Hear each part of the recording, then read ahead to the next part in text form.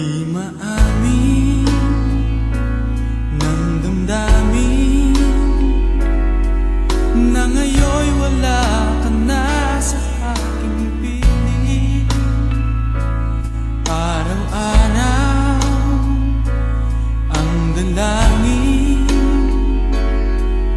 ay mayakap kang muli at makinig. Ngunit paano nga ba ang pag-ibig mo'y magbabalik? Batid ko na nasa